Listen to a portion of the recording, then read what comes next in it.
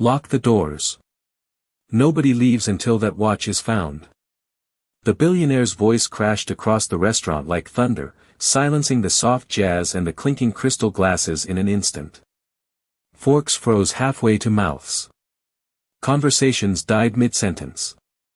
Even the pianist near the marble staircase stopped playing.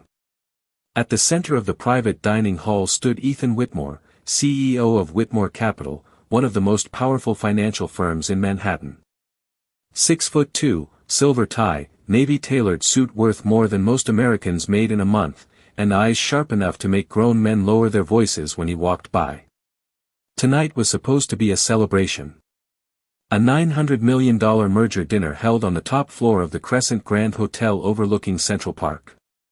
Politicians, investors, tech founders, and celebrities filled the gold-lit room, sipping 30-year bourbon beneath chandeliers that glittered like falling stars. But now the atmosphere had shifted. Something was missing. Ethan's watch. A rare Patek Philippe worth nearly $2 million. More importantly, the last gift his mother ever gave him before cancer took her 3 winters earlier. Check every table, one of the security men barked. Nobody leaves. Across the room, staff members exchanged nervous glances. Waiters straightened their uniforms. Bartenders stopped moving. A young black waitress named Naomi Carter stood near the service station gripping a silver tray tightly against her chest. Her pulse thudded in her ears. She already knew how nights like this usually ended. Rich people lost things. Working people paid the price. Naomi had worked at the Crescent Grand for almost 4 years. Long enough to recognize the shift in people's faces when money disappeared. The polite smiles vanished first. Then came suspicion. Then blame. Especially toward people who looked like her. She quietly looked toward the hallway near the kitchen where her 8-year-old daughter sat coloring beside a vending machine with a small box of crayons she carried everywhere. Maya wasn't supposed to be here tonight. The babysitter had canceled last minute, and Naomi couldn't afford to miss another shift. Rent in Brooklyn did not wait for emergencies. Neither did utility bills. So Maya stayed quiet, stayed invisible, and waited for her mother to finish work. That was the rule. Invisible. But children notice things adults forget. Maya saw the fear spreading across the room. She saw security guards checking employee lockers. She saw one wealthy woman pull her purse closer when Naomi walked by. And then she saw something else. Near the leg of Ethan Whitmore's chair, partially hidden beneath the long white tablecloth, sat a small red velvet box. Maya blinked. She stood slowly, sneakers squeaking softly against the polished floor. Inside the ballroom, Ethan rubbed his forehead in frustration while one investor muttered, "These things don't just disappear." Another guest whispered something about hotel staff being careless. Naomi lowered her eyes. She had heard versions of those words her entire life. But before the accusations could grow louder, a tiny voice rose gently through the silence. "Excuse me, sir." Heads turned. Maya stood in the middle of the golden ballroom holding the velvet box carefully in both hands. Her hoodie sleeves were slightly too long. Her braids were tied with tiny blue ribbons.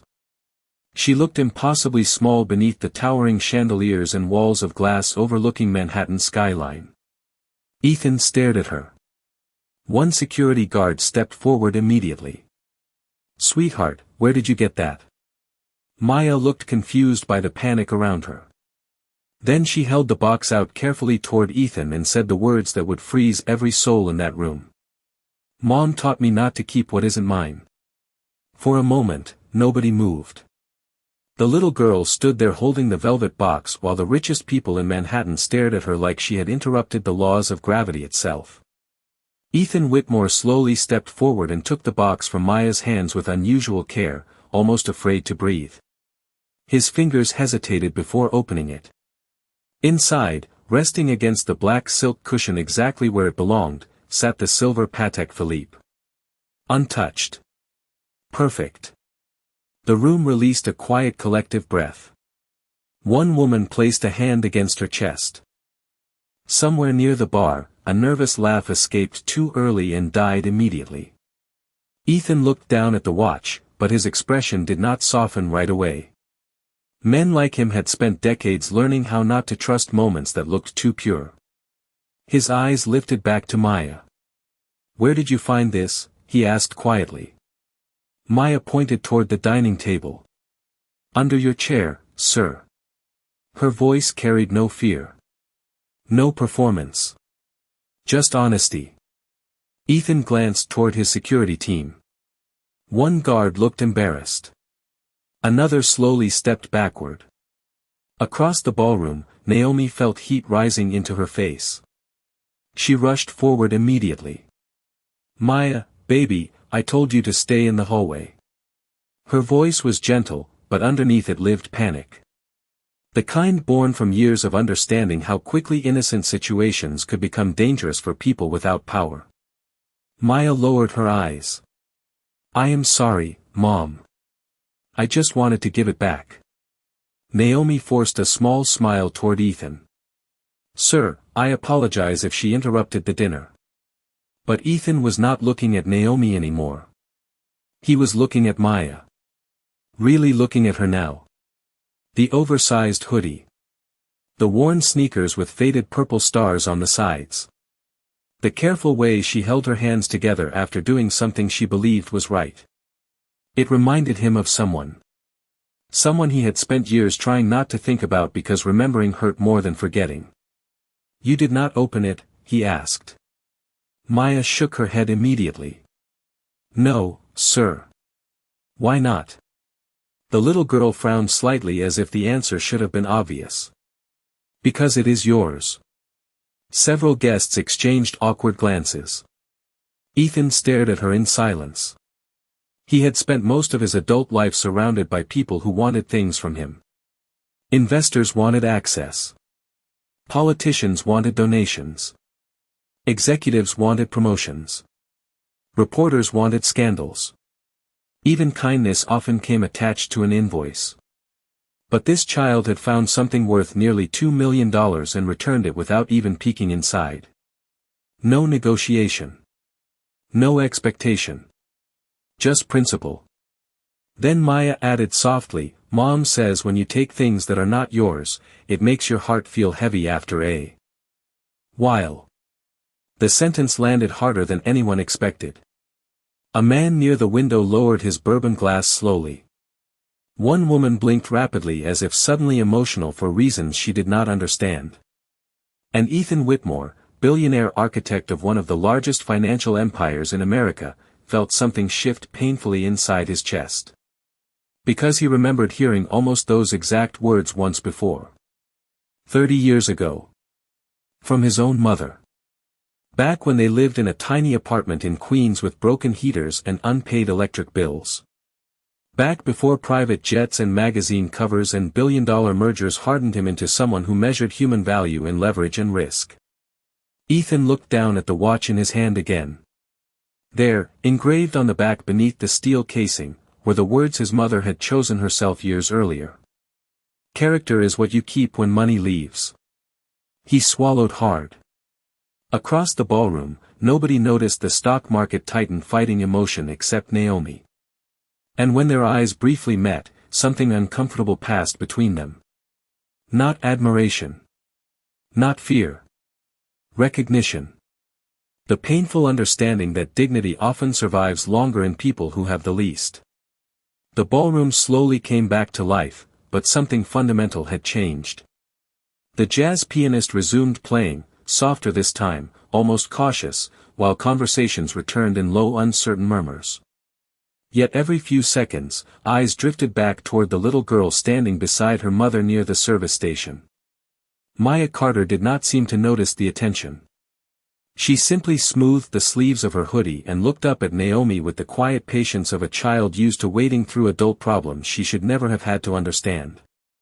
Naomi knelt slightly beside her daughter and brushed a loose braid behind her ear. "You did the right thing," she whispered softly. Maya nodded once. "I know." Ethan Whitmore watched the exchange from several feet away, his watch still resting heavily in his palm. For years he had attended rooms exactly like this one. Rooms filled with polished smiles, calculated networking, and people trained to say whatever protected their access to power.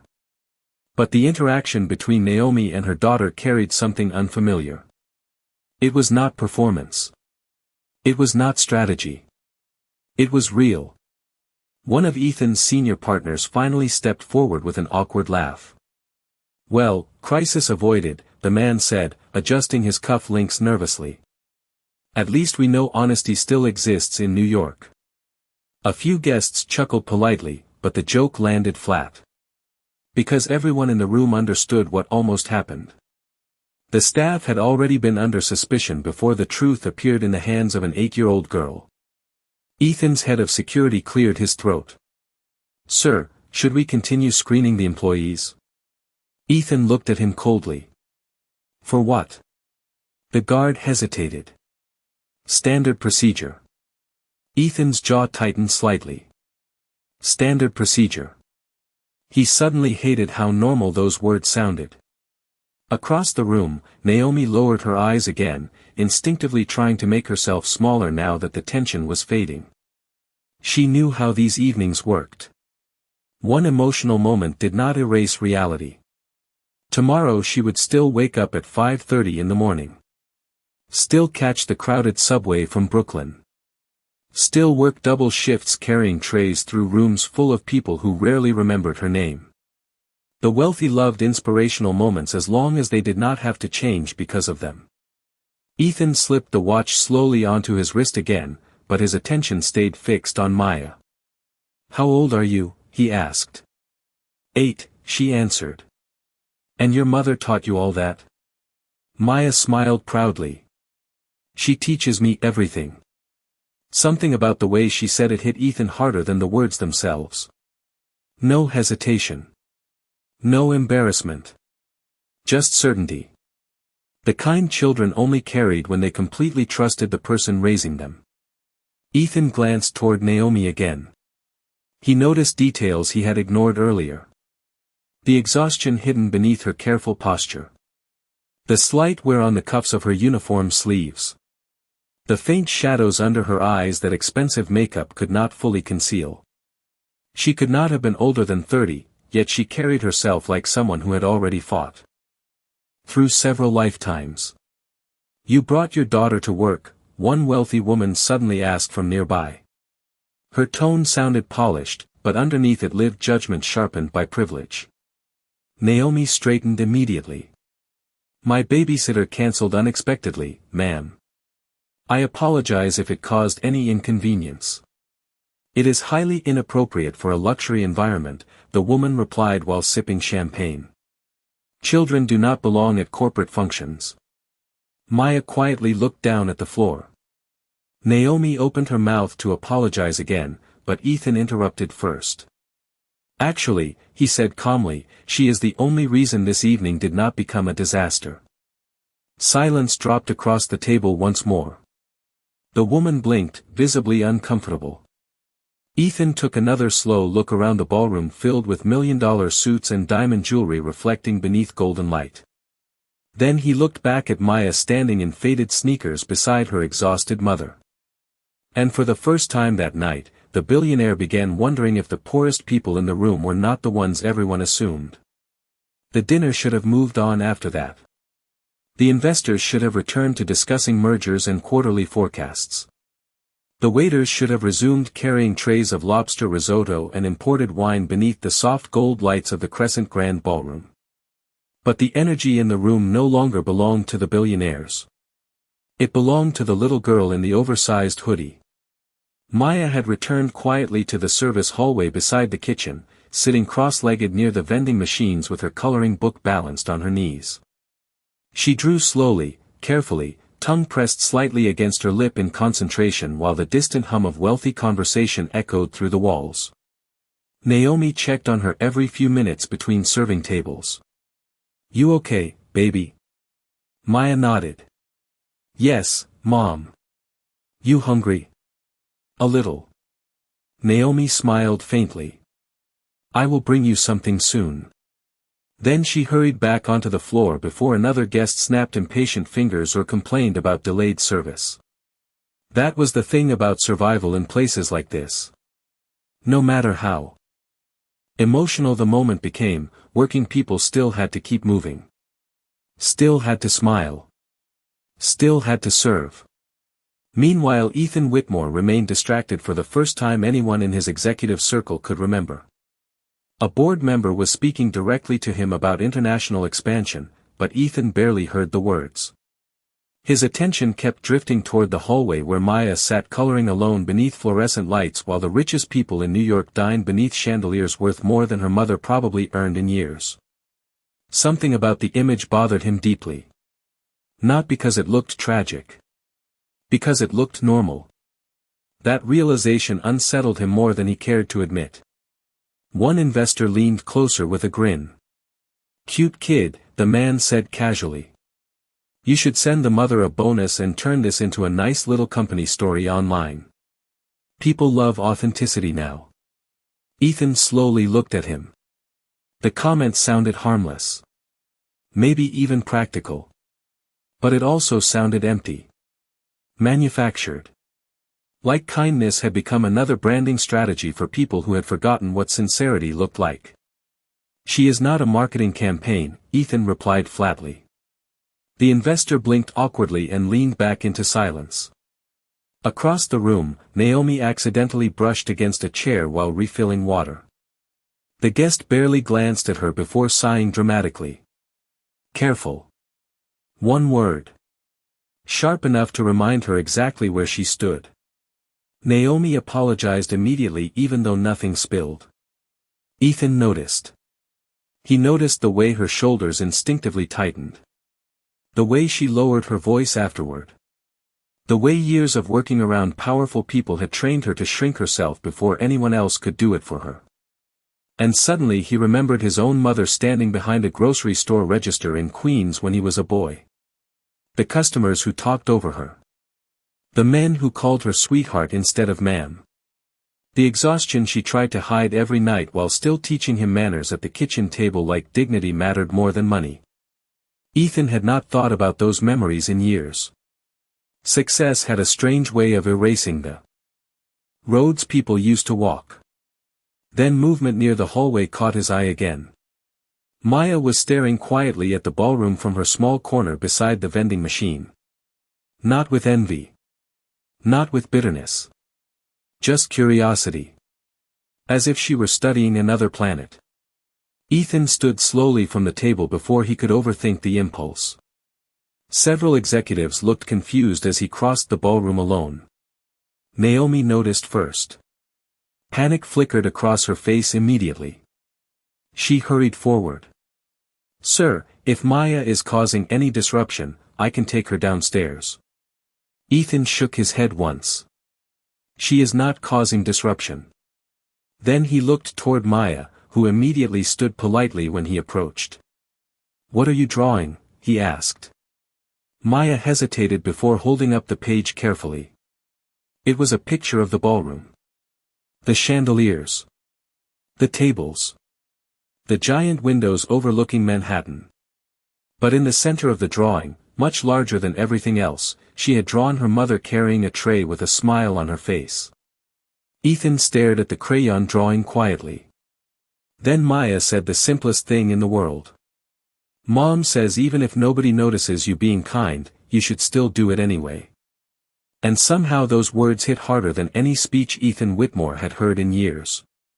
The noise of the ballroom faded strangely after that. Conversation still floated beneath the chandeliers. Glasses still clinked softly against polished tables. Waiters still crossed the marble floor balancing trays of filet mignon and expensive wine. But Ethan Whitmore heard almost none of it anymore. His attention stayed fixed on the crayon drawing in Maya's small hands. The little girl had drawn the room exactly as it was. The giant windows overlooking Manhattan. The golden lights reflected against crystal glasses. The long dining tables covered in white linen. Yet none of the wealthy guests dominated the page. Not the investors. Not the politicians. Not even Ethan himself. The center of the drawing belonged entirely to Naomi. Smiling while carrying a tray. Ethan stared at it longer than anyone expected. "You made your mother the biggest person in the picture," he finally said quietly. Maya nodded. "As if that should have been obvious. She is the biggest person to me." The words landed with painful simplicity. Ethan slowly handed the drawing back. Somewhere deep inside him, beneath years of boardrooms and headlines and billion-dollar negotiations, something old and human shifted uncomfortably awake. Naomi stood nearby frozen with embarrassment. "Maya likes to draw," she said softly, trying to lighten the moment. "I tell her not to bother people while I work." Ethan looked toward Naomi carefully now. "She is not bothering anyone." His voice remained calm, but for the first time that evening, it carried warmth instead of authority. Naomi seemed unsure how to respond to kindness coming from someone like him. People in power usually noticed workers only when something went wrong. The idea of being treated gently almost looked unfamiliar to her. One of the event coordinators suddenly approached Ethan with visible urgency. "Mr. Whitmore, the investors from Chicago are ready for the final toast." Ethan barely glanced at him. "Give me a minute." The coordinator blinked in surprise before stepping away quickly. Powerful men were not supposed to pause billion-dollar dinners to speak with waitresses and their children. But Ethan no longer cared how unusual it looked. Maya carefully closed her coloring book and looked up at him. "Are you sad?" she asked suddenly. Naomi inhaled sharply. "Maya." "No, it is okay," Ethan said quietly without taking his eyes off the little girl. "Why would you ask that?" Maya shrugged gently. "Because when people smile but their eyes look tired, Mom says they are carrying heavy things inside." Silence. Real silence this time. Not awkward. Not forced. The kind that quietly exposes truths nobody planned to share. Ethan looked away toward the massive windows overlooking Central Park. Thousands of lights stretched across Manhattan like stars trapped beneath glass. Most people looked at that view and saw success. Power. Wealth. But tonight Ethan suddenly saw distance. Distance from the boy he used to be. Distance from the mother who raised him. Distance from every value he once promised himself he would never lose chasing success. "Your mom. Sounds wise," he said eventually. Maya smiled proudly again. "She is." Naomi lowered her eyes, clearly uncomfortable with attention. "I just try to raise her right." Ethan studied her face carefully. No designer clothes. No expensive jewelry. No polished corporate mask. Just exhaustion wrapped inside dignity. He had spent years funding leadership seminars and corporate ethics campaigns, yet somehow this woman serving drinks in a hotel ballroom had taught her daughter more about integrity than most executives learned in a lifetime. Near the bar, several guests had quietly started watching the interaction. A young investor discreetly lifted his phone, recording. Another woman wiped beneath her eye as if pretending dust had gotten there. The atmosphere in the ballroom had changed completely now. The merger dinner no longer felt like the center of the evening. Humanity did. Then Maya asked the question nobody saw coming. "Did your mom teach you stuff like that too?" Ethan froze. The word slipped into his chest like a key turning inside an old locked door. For several seconds he could not answer. Because the truth was yes. She had. Once upon a time, before ambition became louder than memory. The question lingered in the air long after Maya stopped speaking. Around them, the ballroom continued moving in slow motion beneath golden chandeliers and floor-to-ceiling windows glowing with the Manhattan skyline, but Ethan Whitmore no longer felt connected to any of it.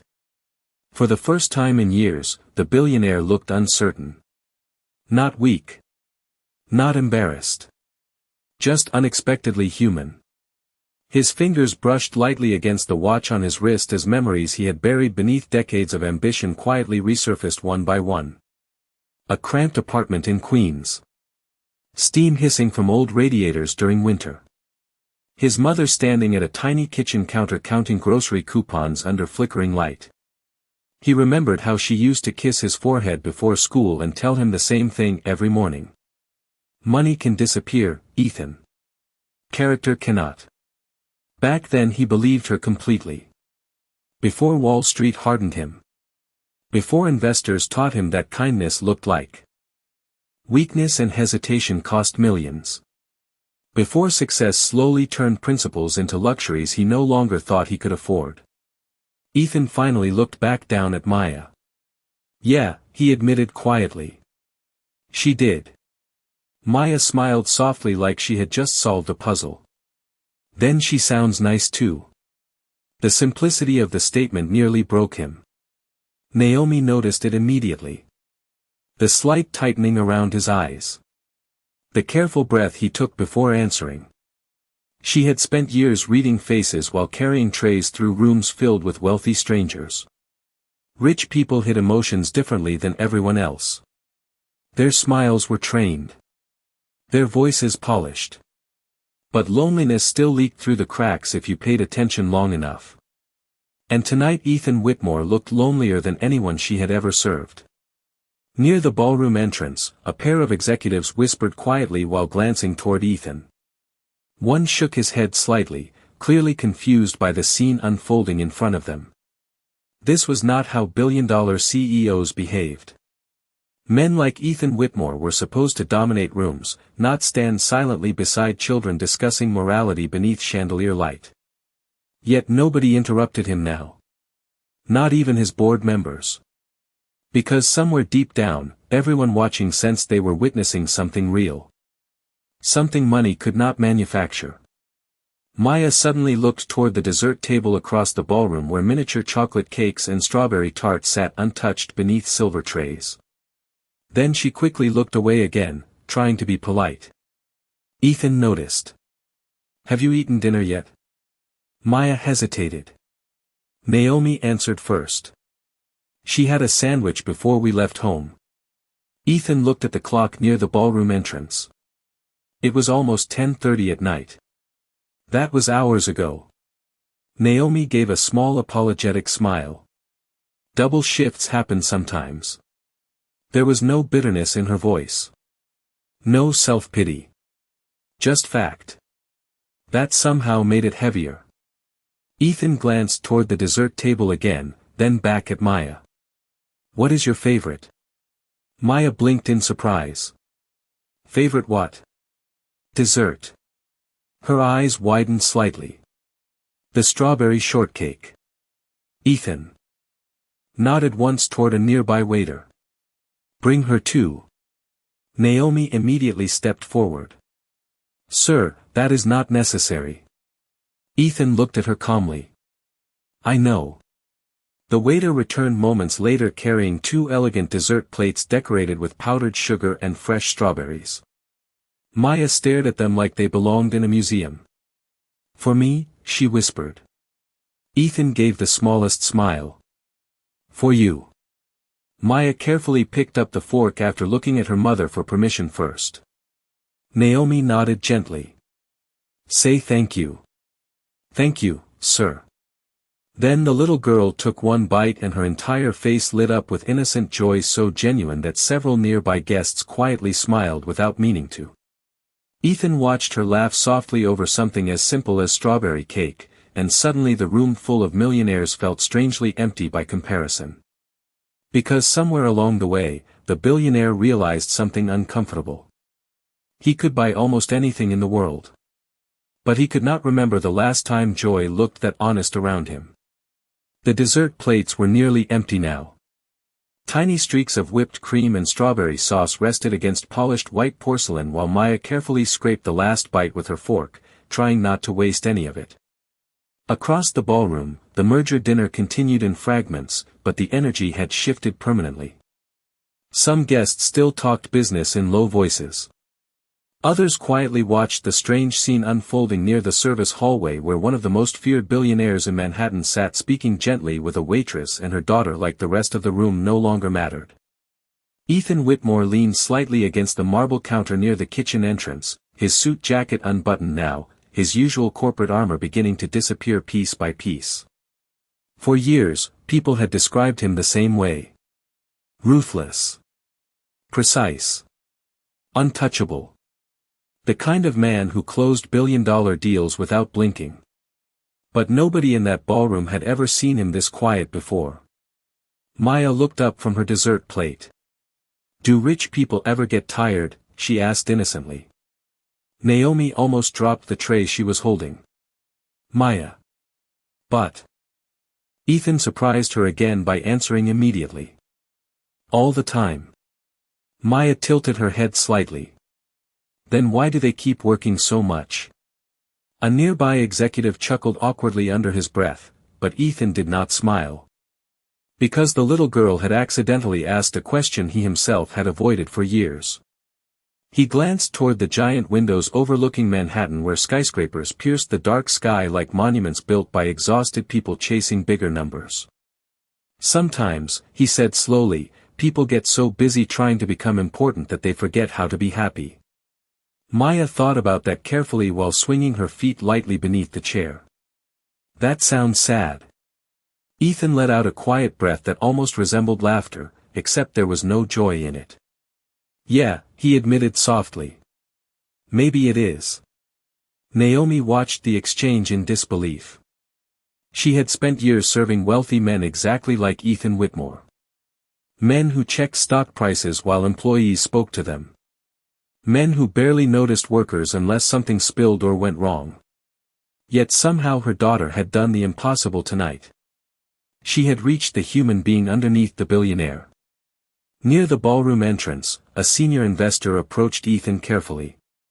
"Mr. Whitmore, the media team is asking if you still want the press photos before midnight." Ethan barely turned his head. "Cancel them." The man blinked. "Cancel?" "Yes." "But the merger announcement," Ethan looked at him directly this time. "Can wait until morning." The investor nodded quickly and walked away, visibly confused. Ethan rarely delayed anything for anyone. Maya looked back toward Ethan after the man left. "Are they scared of you?" she asked. Naomi closed her eyes briefly in embarrassment. But Ethan surprised everyone again. "Probably." Maya frowned softly. "My mom says if people are scared around you all the time, they probably do not feel loved." The words hit the room like a whisper louder than thunder. Several nearby guests stopped moving entirely. One woman lowered her wine glass slowly. Ethan himself went completely still. Because deep down, he knew the child was right. His employees respected him. Investors admired him. Business magazines called him brilliant. But love? That word had not existed anywhere near his life in years. Success had given him influence, private jets, penthouses, magazine covers, and more money than he could spend in 10 lifetimes. Yet tonight an 8-year-old girl eating strawberry shortcake beside a service hallway had quietly exposed the emptiness underneath all of it. Ethan looked toward Naomi again. "How do you teach her these things?" Naomi hesitated before answering. "I just try to remind her that being a good person matters more than looking successful." Ethan swallowed slowly. Because somewhere between billion-dollar mergers and luxury towers overlooking Central Park, he realized he had spent years teaching himself the exact opposite. The ballroom no longer sounded like a corporate celebration. The sharp rhythm of business conversation had faded into something quieter, slower, almost reflective. People who arrived expecting another glamorous Manhattan merger dinner now found themselves watching an exhausted waitress, her little daughter, and a billionaire who looked like he was rediscovering pieces of himself he thought success had erased years ago. Ethan Whitmore stood near the service hallway with one hand resting lightly against the marble counter while Maya swung her legs beneath the chair beside him. Around them, millionaires and executives pretended not to stare while secretly listening to every word. It felt strange. Honest moments usually did in rooms built on performance. Naomi checked the time on the small watch attached to her apron. Almost 11:15. Her shift still was not over.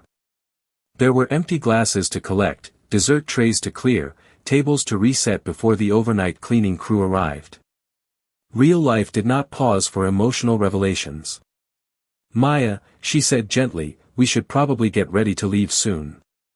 Maya nodded obediently even though her eyes still looked sleepy from the long evening.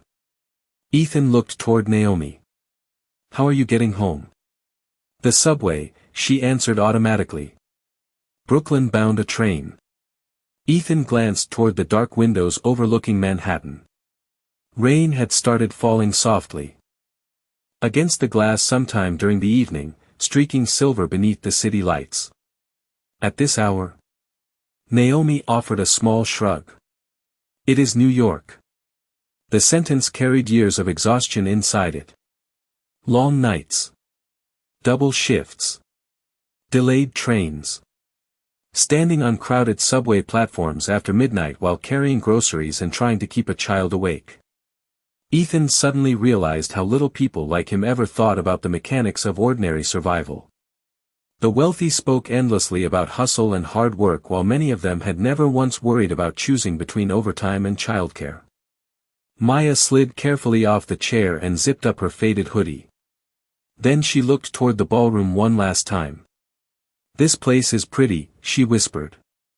Ethan followed her gaze across the chandeliers and polished marble floors. "Yeah," he said quietly. "It is."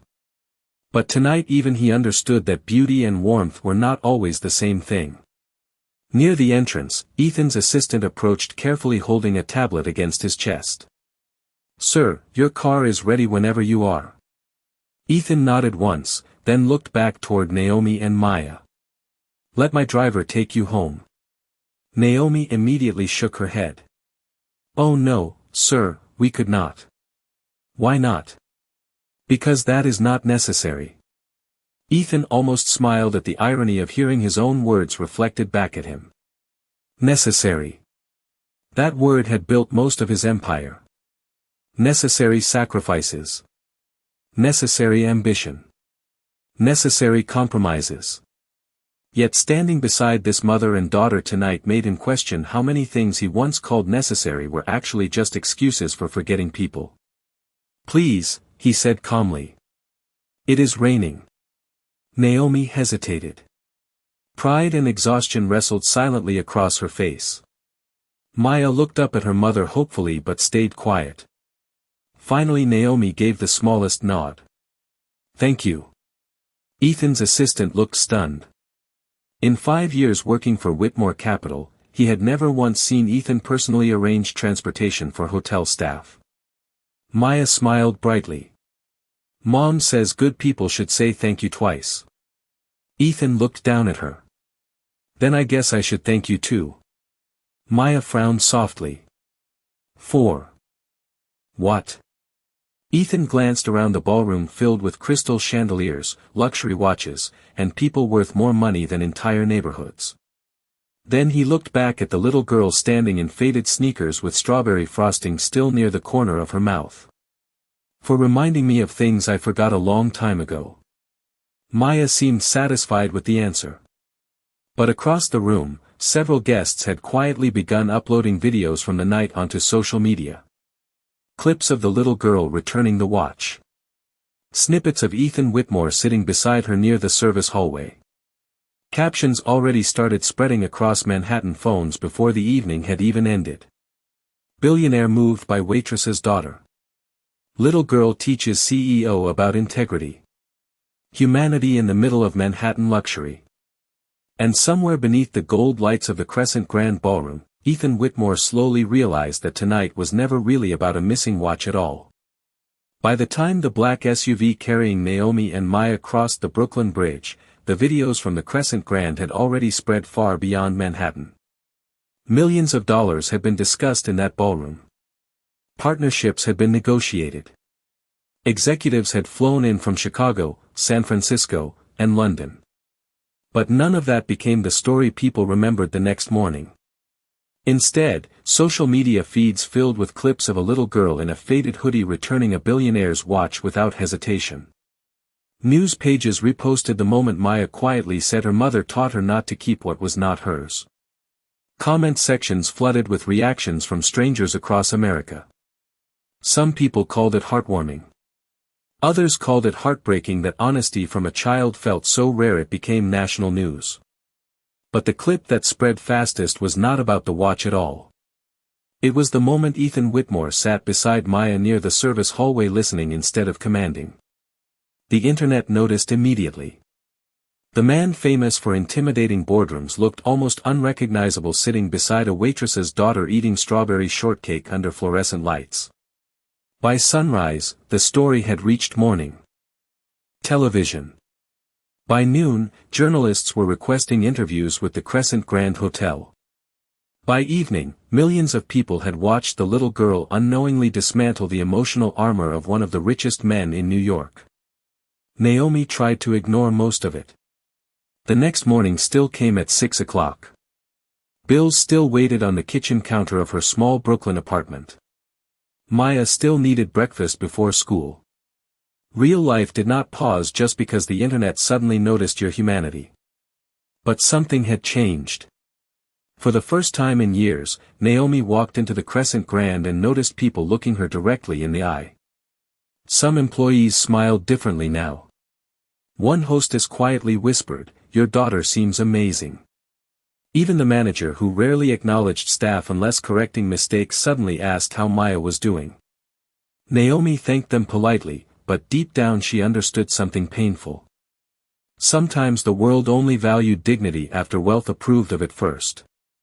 Around 11 that morning, the hotel manager approached Naomi near the service station looking unusually nervous.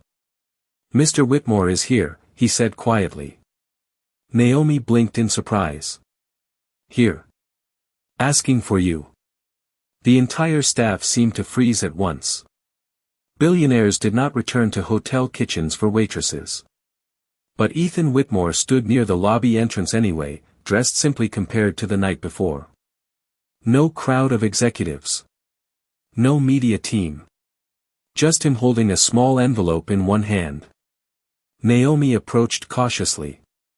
"Sir." Ethan looked strangely uncomfortable for a man used to controlling entire corporations. "I wanted to give this to Maya personally," he said. Naomi glanced at the envelope. "What is it?" Ethan hesitated before answering. "A scholarship fund." Naomi stared at him silently. "For school. College too someday if she wants it." Naomi immediately shook her head slightly. "Sir, we cannot accept something that large." Ethan looked toward the lobby windows where rain softly streaked the glass again just like the night before. "Please do not misunderstand me," he said quietly. "This is not charity." Naomi crossed her arms carefully. "Then what is it?" Ethan took a slow breath. "Gratitude." Silence settled between them. Then Ethan added softly, "Your daughter reminded me of the kind of person my mother hoped I would become before the world convinced me success mattered more than character." Naomi looked at him differently after that. Not as a billionaire. Not as a powerful guest. Just as a tired human being trying to find his way back to something he lost. Ethan handed her the envelope gently. "She changed something in me." Naomi looked down at the scholarship papers inside. The amount was enough to change Maya's future completely. Her eyes filled slightly, but she kept her voice steady. "Thank you." Ethan nodded once, then turned to leave before stopping near the revolving doors. Without facing her, he said the final thing quietly.